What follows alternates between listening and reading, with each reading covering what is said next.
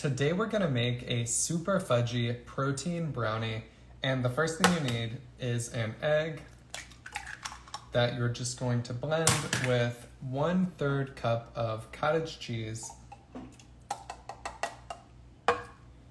3 tablespoons of cocoa A powder, and this is the unsweetened kind, plus some sweetener. This is just like powdered swerve. You could use whatever you have. Okay, let's get on with it. And then we are just gonna blend it up and microwave it. You can also do it in the oven. You make some good stuff, I can't even deny that. Hey, thank you, Destin. I'm glad you enjoy the recipes.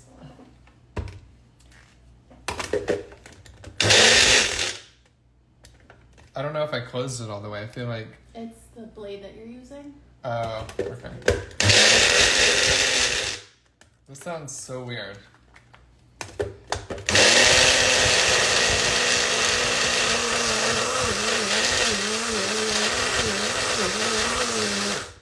All right, that's good enough. What blender cup is that? We got this on like Facebook Marketplace, right? No. It's Amazon. called a Bella. It's like $20. We got it so we could make smoothies for Sophia. Okay, so once you have done that,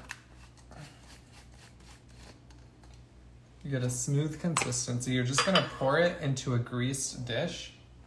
You could use a smaller dish if you want. But I like the way that it cooks in here. And then you're going to add some sugar-free chocolate chips. Where is Sophia? She is taking a nap. And it looks like I didn't add a lot, but this was 2 servings. So that right there is 100 calories worth of chocolate chips. That's one of the foods you want to be careful with, like how many you're adding, because the cottage cheese and the egg are mostly protein, but then you add the chocolate chips and it gets a little higher calories. So just be careful with that. And then you microwave it for about 2 minutes. While that microwaves, this is what we're going to drizzle on top. We're gonna make it like a Reese's brownie. So we have some peanut butter that I microwaved just to make it easier to drizzle. You got a haircut, looks nice. Thank you, Jess. And we're just gonna add a little bit of sweetener to the peanut butter. This is also optional. I did it yesterday with no sweetener in the peanut butter and it was also good, so totally not required. If you want to make it even more macro friendly, you could probably use some of the PB Fit peanut butter. And you know what though, adding the sweetener made it less like drizzly, so we may have to put this back in. Actually, let's just add like a splash of milk to make it more watery.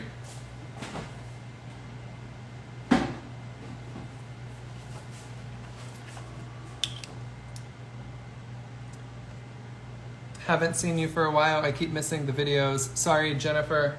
Yeah, I usually go live between 2 and 4 Central Time these days. Just like timing them during Sophia's nap helps a lot, because sometimes I can let her help me and it's fun, but sometimes she's like unpredictable and reaching for everything and I can't really focus. Okay, this is what we're using. Oh my god, so bussin'. Speaking of the calories from the chocolate chips, this is only 1 serving of peanut butter.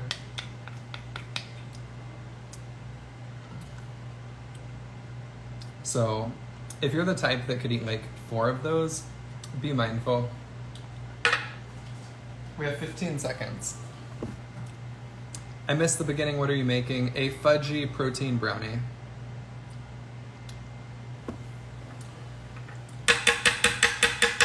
And I think once we take out the brownie, I'm just gonna put this back in for a couple seconds so we can drizzle it.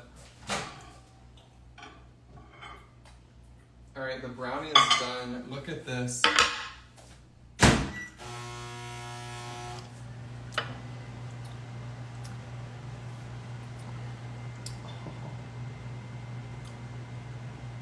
And like I said, I already made this. I made it yesterday. It's so good. It's honestly it's so much better than like a mug cake because it's more fudgy. We just have to drizzle this peanut butter on.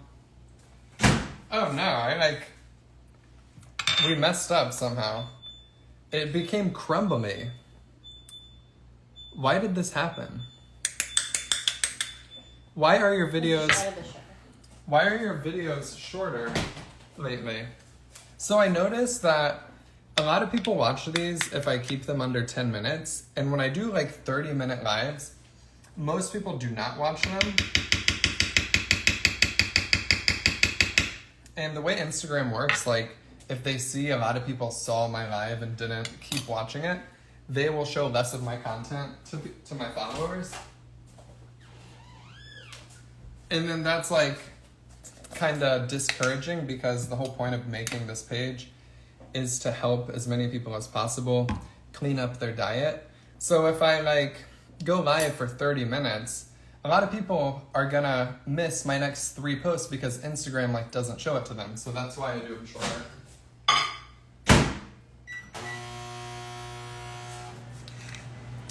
It would be nice if everyone who followed me saw every video I post, but that's not how it works, and that's okay. What were the ingredients for the brownie? A 1/3 cup of cottage cheese, an egg, 3 tablespoons of cocoa A powder, and then just a little bit of sweetener. Okay, so now we're gonna drizzle this peanut butter. So pro tip, if you're going to, this is hot. Is that food vegan? So honestly, everything is vegan if you think about it. Like, so there's this machine where it turns grass into a steak. So you see these like black and white spotted machines in a grass field. They're eating the grass. And then whenever it's time to turn them into steak, you have steak. And it's literally just one ingredient. It's made out of grass. So pretty much everything is vegan if you really think about it. Okay. I just wanted you guys to see the drizzle. There we go. Not too crazy with the peanut butter. But that is what you get. And then the most exciting part is when I take the fork and show you guys inside.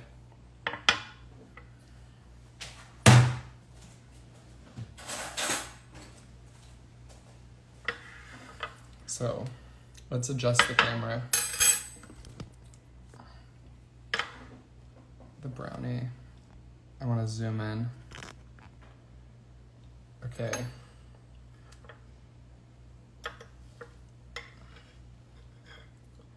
Cut it into 4s, maybe.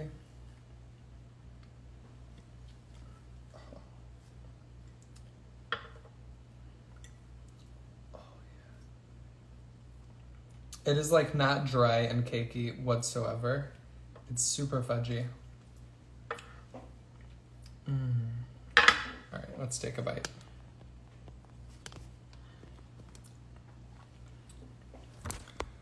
Oh, I missed a bunch of comments. Sorry about that. Can you make 4th of July food? Honestly, for holidays, I just eat whatever I would normally be eating. You really need to be careful. So if you like are having a holiday, right?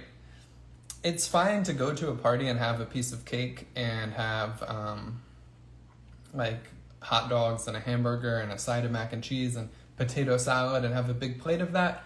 But you do not want to be like stocking up on that stuff because it's a holiday weekend. Because before you know it, you have like added 20,000 calories of junk food into your house. And if over the next week you have to eat all of it before it goes bad, but you're also eating regular meals, you're now adding like an extra 2,000 calories a day to your diet on top of your whatever maintenance calories you normally would eat. Because nobody eats junk food when they need to eat. They eat it when they're already full. So now you're like gaining a pound every other day just because you like stocked up on junk food for the holidays. So be very, very careful about that. All right, let's take a bite.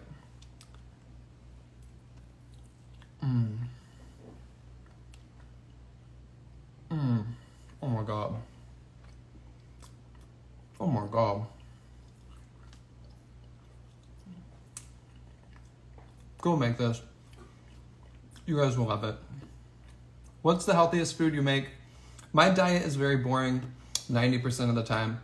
I wake up, put a protein shake in my coffee, have eggs, sardines, maybe. If I'm going a little higher carb that day, like if I'm doing a lot of running, maybe I'll have some fruit too. If not, just eggs, sardines. For lunch, maybe I'll have a few bites of whatever you see me make. Probably save it for dessert.